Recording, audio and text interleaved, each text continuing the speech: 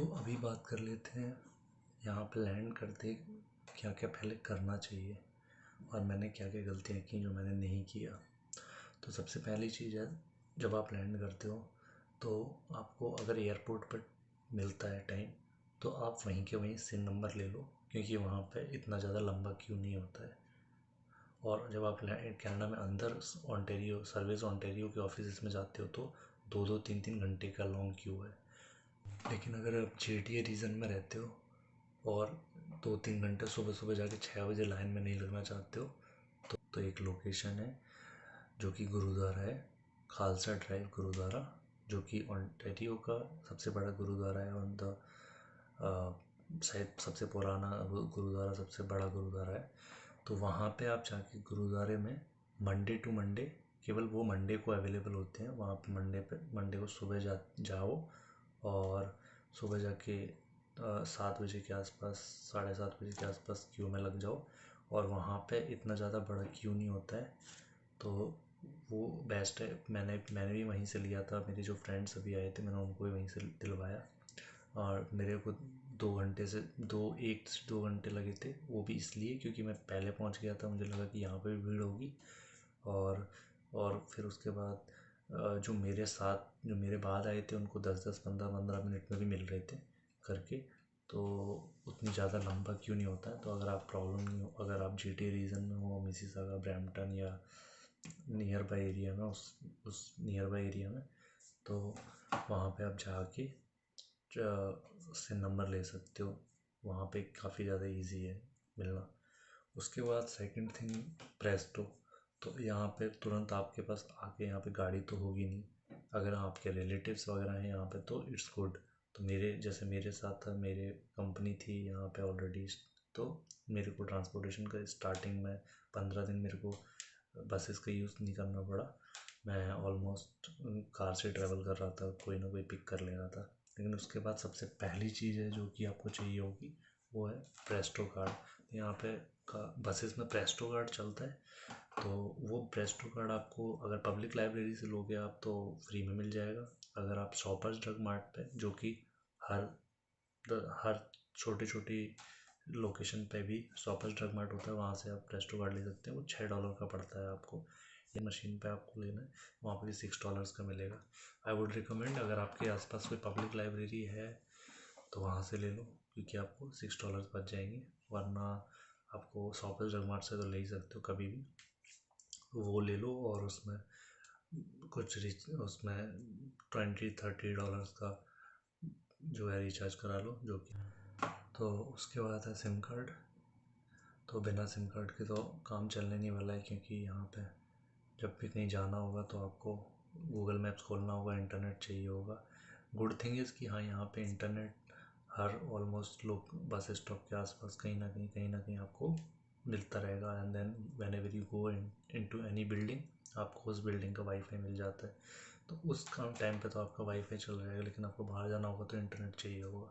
और सबसे most calling के लिए, जॉब्स के लिए, बैंक्स के लिए, बैंक अकाउंट के लिए, जॉब्स के लिए आपको चाहिए ही चाहिए होगा फ़ोन नंबर। तो यहाँ पे सबसे पहले आके सिम कार्ड लो। तो यहाँ पे जो कि चीप भी है और नेटवर्क भी उसके सबसे अच्छे हैं, वो है फाइडो। उसके बाद, क्योंकि फाइडो ही मोस्टली जो लोग लैंड करते हैं जिनका नेटवर्क एरिया इज़ GTA, वो यहाँ पे GTA एरिया में अपने को फाइडो सबसे सही चलता है। वहाँ पे चीपर भी अपने पास है, लेकिन वो चीपर जो होते हैं जैसे चैटर है, लकी मोबाइल है, कुछ प्रीपेड पोस्टपेड भी हैं। तो वो है, लेकिन पर जब आप बाहर निकलते हो और आपको देखता है कि नेटवर्क ही नहीं आ रहा है तो प्रॉब्लम हो जाता है इससे। तो मेरा फाइडो है, मैंने अपने फ्रेंड्स को भी दिलवाया, वो फाइडो का ही दिलवाया। वो चीपर भी है और उसका नेटवर्क सारा कुछ है। तो वो रॉजर्स के अंदर आता है, तो इसके लिए। और रॉजर्स सबसे बड़ा कनाडा का सर्विस प्रोवाइडर है, तो उतना उसके अंदर आता है तो फिर कोई प्रॉब्लम नहीं होता है, सेम नेटवर्क यूज़ करते हैं वो। उसके बाद आते हैं अपन बैंक अकाउंट पे। तो यहाँ पे बैंकों का थोड़ा सा सिस्टम इंडिया से अलग होता है। तो यहाँ पे आपको सबसे पहले तो अपॉइंटमेंट लेनी पड़ती है। तो as soon as you land in to Canada, सबसे पहले आप बुक कर लो अपनी अपॉइंटमेंट, जिस भी बैंक के साथ आप करना चाहते हो। तो अपॉइंटमेंट के लिए 1 से 2 वीक भी लग जाते हैं। ऐसा नहीं होता है कि आप तुरंत, जैसे इंडिया में होता है कि हम लोग बैंक में जाते हैं और अपना काम हो जाता है तुरंत, ऐसा नहीं होता है। यहाँ पे सबसे पहले अपॉइंटमेंट लेना पड़ता है और फिर उसके बाद अपॉइंटमेंट लेके, मुझे जैसे अपॉइंटमेंट मिला था, मुझे 1 हफ़्ते बाद का मिला था। अभी भी अगर मेरे को कुछ काम होता है अपने एडवाइज़र से तो मेरे को 1 से 2 हफ़्ते के बाद का अपॉइंटमेंट मिलता है, ऐसे इंस्टेंट अपॉइंटमेंट नहीं मिलता है। तो ये चीज़ है, अपना अपॉइंटमेंट बुक कर लो बैंक में आके। यहाँ पे नोन बैंक्स हैं, ये Scotia bank, RBC bank, TD, BMO. तो यहाँ पर न्यू कमर्स के लिए काफ़ी अच्छे ऑफर्स चलते रहते हैं। फॉर एग्जांपल मेरा आरबीसी था तो मेरे को 1 साल के लिए कोई चार्जेस नहीं लिए हैं। जैसे इंडिया में क्या होता है कि बैंक के कोई चार्जेस नहीं रहते हैं, एसएमएस चार्जेस और वो सारे चार्जेस रहते हैं, लेकिन यहाँ पे बैंक अकाउंट मेंटेन करने के लिए भी आपको चार्जेस लगते हैं। तो न्यू कमर्स के लिए बैंक्स जो होती हैं अलग अलग ऑफर्स देती हैं। जैसे ये मेरी आरबीसी बैंक ने दिया मुझे 1 साल के लिए कोई भी चार्जेस नहीं रहेंगे। और दूसरी बैंक में गया था तो किसी एक बैंक में $2,000 क्रेडिट भी दे रहे थे मेरे को, which is equal to like 2 साल का मेरे को कुछ पे नहीं करना पड़ेगा। तो ऐसे काफ़ी सारे ऑफर्स होते हैं न्यू कॉमर्स के लिए। तो वो आप लोग 2-3 बैंक में जाके चेक कर सकते हो। और वो चीज़ है। उसके बाद आता है ड्राइविंग लाइसेंस। तो ड्राइविंग लाइसेंस तो आप लोग सब, अगर आप लोग ड्राइविंग नहीं भी करते हो तो यहाँ पे आके ड्राइविंग लाइसेंस के 3 स्टेप होते हैं, G1, G2 एंड जी। तो G1 जो होता है वो नॉलेज टेस्ट होता है। बेसिकली आप ट्रैफिक लाइट्स, ट्रैफिक रूल्स जो सारे होते हैं अपने को नॉलेज, मतलब ऑन पेपर जो भी चाहिए होती है नॉलेज, वो सारे चीज़ों के लिए होते हैं। तो मैं रिकमेंड करूँगा आते ही अपने पास सबसे पहले जो है अपॉइंटमेंट शेड्यूल करके, या फिर किसी भी ड्राइव टेस्ट के सेंटर में जाके आप वॉक इन भी कर सकते हो यहाँ पे। तो G1 दे दो। तो G1 से फ़ायदा क्या होगा, एक तो आपके पास नॉलेज टेस्ट होगा, G1 का लाइसेंस तो आ ही जाएगा, लेकिन आपके पास एक आईडी भी होगी, तो आपको पासपोर्ट लेके कहीं पर भी नहीं घूमना पड़ेगा, या आपको अगर पीआर है तो पीआर कार्ड भी लेके नहीं घूमना पड़ेगा। तो विच इज़ गुड।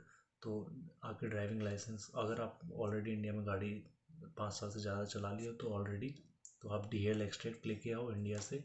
और डीएल एक्सट्रैक्ट जो होगा वो यहाँ पे आके आप डायरेक्ट G1 से G2 स्किप कर सकते हो और डायरेक्ट जी दे सकते हो। तो यहाँ पे पहले G1 देना पड़ता है। अगर G1 क्लियर हो जाता है उसके बाद आप G2 देते हो। G2 पे आपको 1 साल गाड़ी चलानी पड़ती है, देन यू कैन गिव जी। तो जी जो होता है वो फुल लाइसेंस होता है। G2 में रेस्ट्रिक्शंस होती हैं गाड़ी चलाने की, और G1 में तो आप अकेले चला ही नहीं सकते हो। G2 में सम रेस्ट्रिक्शंस आर देयर। तो जी के लिए आपको जो है 1 साल वेट करना पड़ता है। लेकिन अगर आप ऑलरेडी इंडिया में ड्राइविंग लाइसेंस है तो वहाँ से डीएल एक्सट्रैक्ट लेके आओ, यहाँ पे सबमिट कर दो, तो आप G2 स्किप कर सकते हो, डायरेक्ट जी दे सकते हो। तो वो अच्छी बात है। तो ड्राइविंग लाइसेंस के लिए डीएल एक्सट्रैक्ट, मेक श्योर कि डीएल एक्सट्रैक्ट आप लेके आओ इंडिया से, अगर आपने ऑलरेडी इंडिया में ड्राइव करते हो तो। उसके बाद आता है हेल्थ कार्ड। तो हेल्थ कार्ड के लिए यहाँ पे आप ऑन्टेरियो सर्विस ऑन्टेरियो में जाके ऑफिस में जाके अप्लाई कर सकते हो। पहले होता था कि 3 से 4 महीने, शायद 2 से, जैसे पहले मैंने जैसे लोगों से सुना है कि पहले होता था कि 2 से 3 महीने और लगते थे उनको अप्लाई करके, और सारा कुछ मतलब 3 महीने तक आप कवर्ड नहीं होते थे। लेकिन अभी जो लोग लैंड हो रहे हैं कोविड के बाद से, उनके लिए ये है कि आप तुरंत आते ही लैंड करते ही आप वो कवर्ड हो जाते हो। लेकिन आप उसको कवर्ड होने के लिए आपको जाके अप्लाई करना पड़ता है तुरंत, और then they give you your paper. तो उस जैसे ही आपको वो पेपर हाथ में मिलता है आप कवर्ड हो जाते हो। तो यहाँ पे हेल्थ, जो कि मैं यहाँ पे मेडिकल सिस्टम काफ़ी ज़्यादा एक्सपेंसिव है, तो आई वुड रिकमेंड कि हाँ, यहाँ पे आके आप सबसे पहले अपना हेल्थ कार्ड जितनी जल्दी हो उतनी जल्दी बनवा लो, ताकि अनफॉर्चुनेटली अगर कुछ थोड़ा बहुत कुछ प्रॉब्लम होता है तो आप कवर्ड हो।